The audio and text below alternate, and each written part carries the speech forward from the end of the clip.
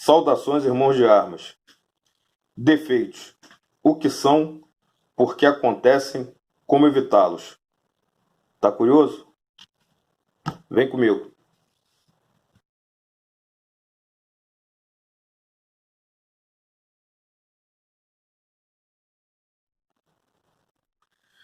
Bom, vamos começar o nosso vídeo definindo o que vem a ser defeito.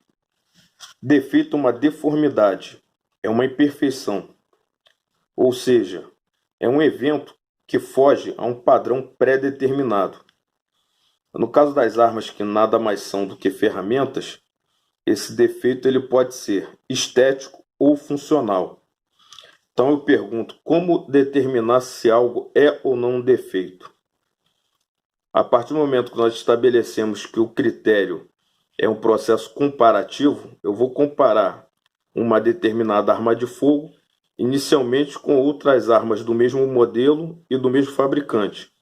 E vou avançar nesse processo comparando com armas de modelos diferentes, porém do mesmo fabricante, e finalmente com outras armas de fabricantes diferentes.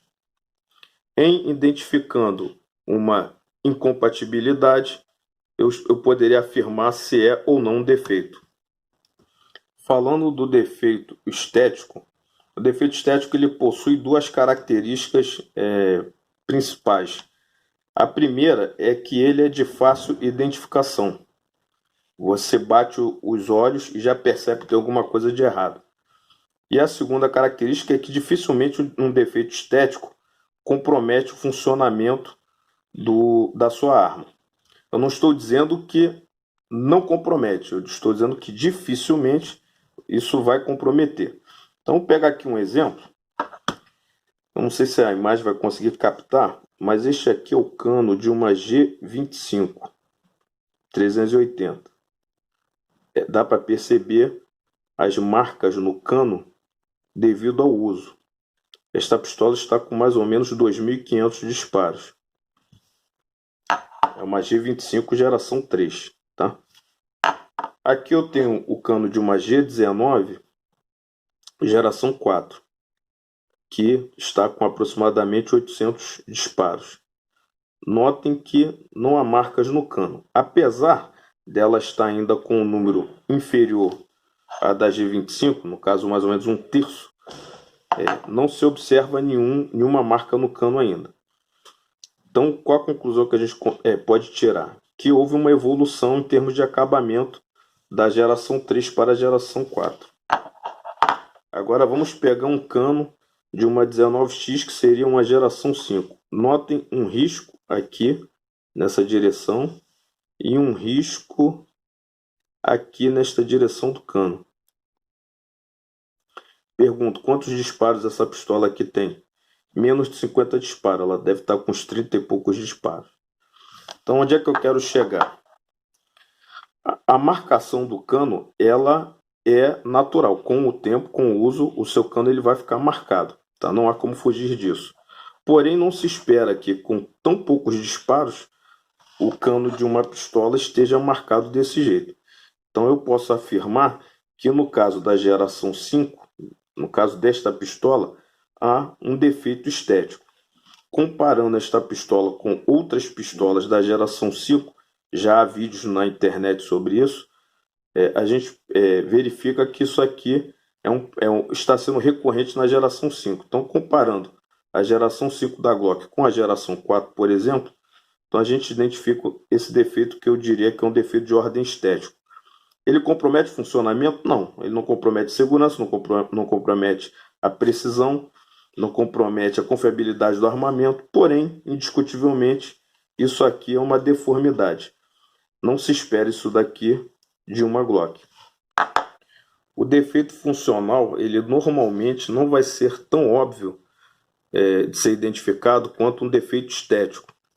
Então vai depender muito da experiência do proprietário dessa arma para identificar se aquilo é ou não um defeito. Mas em via de regra, pegando aí como exemplo a pistola ela deve cumprir um ciclo de funcionamento após o disparo.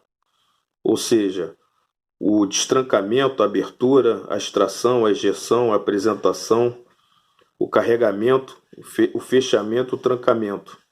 Então, se a sua pistola ela não estiver cumprindo todas as fases desse ciclo de forma correta, não há dúvida, você tem um defeito. Tá? Lembrando que o armamento é o conjunto formado pela arma e pela sua munição. Então, um problema identificado no estande de tiro, ele não necessariamente será um problema da arma.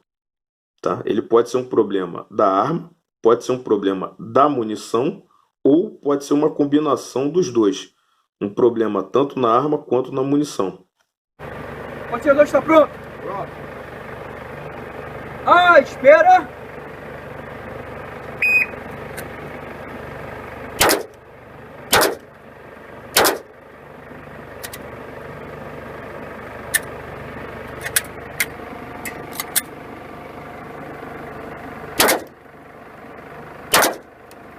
O atirador está pronto? Pronto. Ah, espera!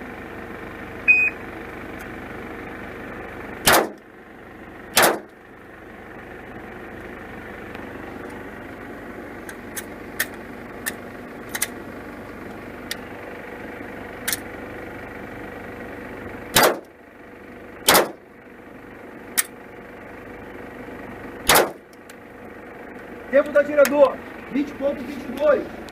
Ah, espera!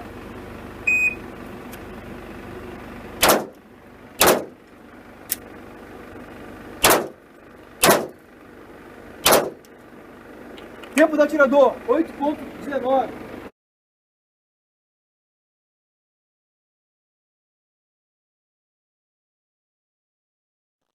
Uma vez entendido o que são os defeitos, nós vamos tentar entender por que os defeitos acontecem. Tá? A origem dos defeitos, elas são basicamente duas. O defeito ele pode ter como origem o fabricante ou o usuário. No caso do fabricante, o defeito ele pode ocorrer basicamente por três motivos. Primeiro, uma falha no controle de qualidade. Segundo, algum problema em relação ao projeto, tá? Um defeito de projeto da arma. E, finalmente, o material empregado na confecção dessa arma, uma baixa qualidade desse material.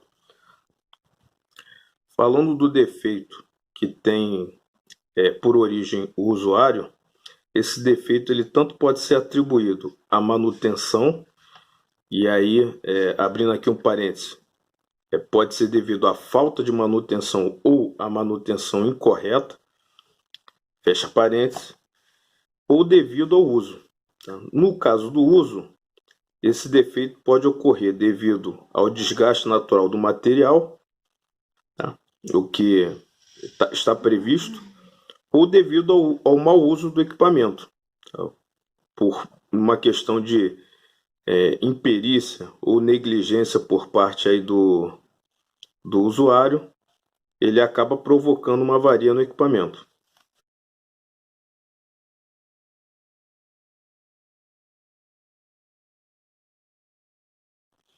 Então, como evitar os defeitos? No caso dos defeitos que tem como origem o fabricante, não há como você impedir que esse defeito ocorra, mas você pode contribuir com esse processo para evitar que isso se propague. Como é que você faz isso? Então, uma vez que você recebeu seu armamento novo, a sua arma nova, e identificou um problema, tá? Restituir esse armamento ao fabricante por intermédio da garantia é uma forma de você, primeiro, passar um feedback para o fabricante de que há um problema no processo produtivo dele. Segundo, demonstrar para o fabricante que você não está disposto a aceitar qualquer coisa. Ou seja, você como mercado consumidor, está exigindo qualidade no produto que você está adquirindo. E, finalmente, você, em fazendo isso, você não vai abraçar um custo que, na verdade, não é seu. Se você pagou por um produto, esse produto ele deve vir para você funcionando corretamente. Aquele usuário que compra o equipamento e ao identificar um problema, recorre a um armeiro, ou seja, não aciona a garantia, ele está entubando o problema. Então, o fabricante, primeiro, ele não vai saber que há um problema e ele não vai arcar com os custos desse problema. E esse processo ele vai vir uma bola de neve, né? Então, depois não adianta reclamar que o produto não tem qualidade. Se você recebe produto com baixa qualidade e aceita, não adianta reclamar depois. Uma postura que eu identifico e que eu considero negativa é aquela história de tentar racionalizar, ou seja, considerando o que eu paguei, então tá bom o que eu estou recebendo. Tá? Eu fazendo uma comparação aqui com carros, né? Se eu pudesse comprar uma Ferrari, né? Pega aqui uma Ferrari e um Fiat. Não importa que um Fiat custa 50 mil, uma Ferrari custa 3 milhões. Tá? A partir do momento que eu estou comprando um carro novo, carro zero, eu vou exigir esse carro em perfeitas condições. Tá? Não existe você chegar numa concessionária para buscar um carro zero e levar para casa um carro todo riscado, com a pintura toda esculachada. Então, eu entendo que isso daí precisa mudar um pouco em relação ao nosso mercado consumidor. A gente costuma culpar os problemas no mercado nacional, na indústria nacional, por conta do monopólio, mas na verdade, independente de haver monopólio ou não, se nós, enquanto mercado consumidor, não exigirmos qualidade, essa qualidade ela não vai cair do céu. Então, nós temos também uma responsabilidade importante nesse processo. Então, como evitar uma avaria provocada pelo usuário? No tocante à manutenção, nós já temos um vídeo no canal onde eu falo sobre a manutenção de primeiro escalão. Eu vou colocar a descrição aqui neste vídeo para quem quiser assistir depois. Mas a manutenção ela pode ser dividida em 3 grupos: a manutenção preventiva, a manutenção preditiva e a manutenção corretiva. Tá? Manutenção corretiva é autoexplicativa. O equipamento avariou, eu vou lá e executo a manutenção corretiva. Substituo o que tem que substituir, reparo o que tem que ser reparado. A manutenção preditiva, ela fica um pouco prejudicada porque nós não temos acesso a históricos de avarias de armamento. Tá? Se eu tivesse, por exemplo, um histórico de avaria da mola recuperadora da pistola que eu tenho, né? Do fabricante do modelo que eu tenho. Vamos supor, a partir de 10 mil tiros, essa mola normalmente quebra. Então, poderia, antes que a mola viesse a quebrar, substituir essa mola. Tá? Isso é só um exemplo. Tá? Como eu não tenho esse tipo de histórico, né, para verificar que está chegando ao limite da vida útil do equipamento, tá? A manutenção preditiva ela vai demandar um esforço grande da manutenção preventiva. E o que vem a ser a manutenção preventiva? Tá? Manutenção preventiva, também chamada de manutenção de primeiro escalão, ela prevê 3 procedimentos: limpeza, inspeção e lubrificação. Guardem isso: limpeza, inspeção e lubrificação. Essa inspeção ela é visual e funcional. Tá? Obviamente, para realizar essa manutenção, você primeiro vai ter que realizar a desmontagem de primeiro escalão e, ao final, a montagem de primeiro escalão. Tá? Então, quanto mais você investir tempo e dinheiro na manutenção de primeiro escalão ou manutenção preventiva, menos você vai ter que gastar com as manutenções corretivas. Tá? Eu chamo a atenção para inspeção, né? Dentro desse contexto da manutenção preventiva, é justamente na inspeção visual e funcional que você vai verificar se algum componente está com desgaste anormal, se algum componente está dando indícios de que vai quebrar. Então, quanto melhor for executada a sua manutenção preventiva, menores serão as chances de você ser surpreendido com uma quebra da sua arma, tá? Principalmente no momento de necessidade. Então, quando é que eu vou realizar a manutenção preventiva? Primeiro, quando eu adquirir a arma. É uma prática errada adquirir uma arma nova e já partir para o stand para disparar com essa arma. Por maior que seja a sua ansiedade, tá? É de extrema importância que você realize a manutenção preventiva, tá? A inspeção visual e funcional para detectar qualquer problema antes de tentar disparar com essa arma. Tá? Lembrando que, em havendo um defeito de fábrica, você poderá, ao disparar essa arma, agravar esse defeito ou até provocar outros. Isso sem mencionar a possibilidade de você ter um acidente de tiro com a avaria da sua arma e até um ferimento pessoal. Segunda situação, dependendo da frequência com que você usa o seu armamento, esse armamento ele vai demandar uma manutenção mais frequente ou menos frequente. Pegando aí dois extremos, uma arma que você tenha como objeto de coleção não vai demandar uma manutenção tão frequente quanto uma arma que você utilize para porte velado. Então, eu, por exemplo, a minha pistola de porte, eu faço manutenção nela semanalmente. Tá?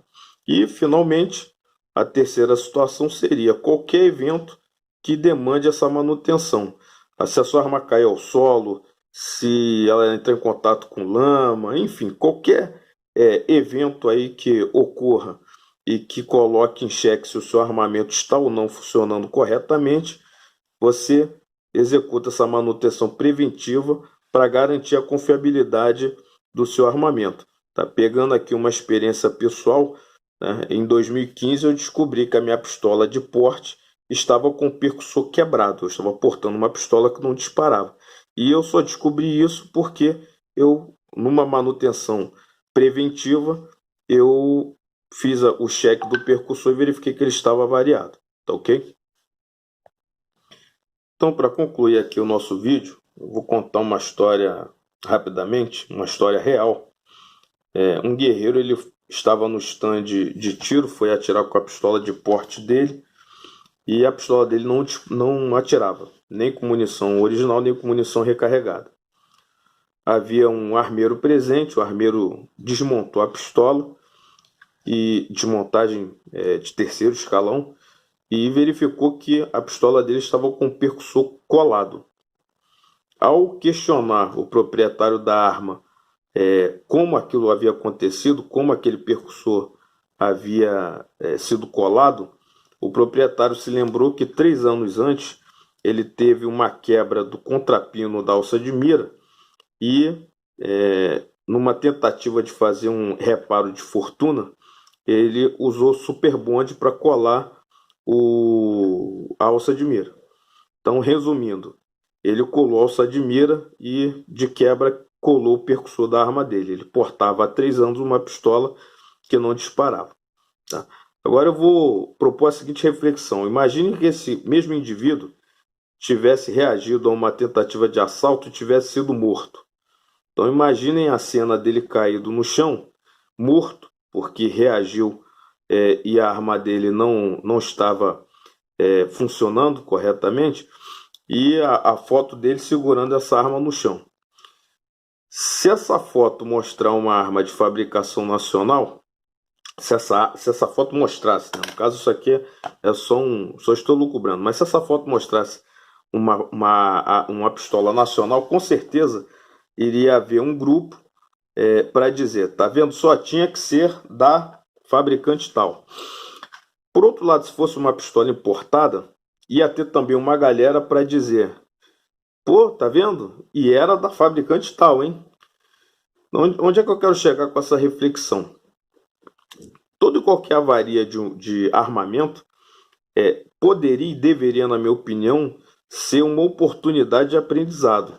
Então, antes de nós criticarmos o fabricante, antes de nós ficarmos uns sacaneando os outros, né, por conta da marca, do modelo, enfim, da arma que uns e outros têm, né, nós deveríamos unir forças, né, para poder aprendermos cada vez mais uns com os outros e trabalharmos no sentido de evitar que essas avarias ocorram.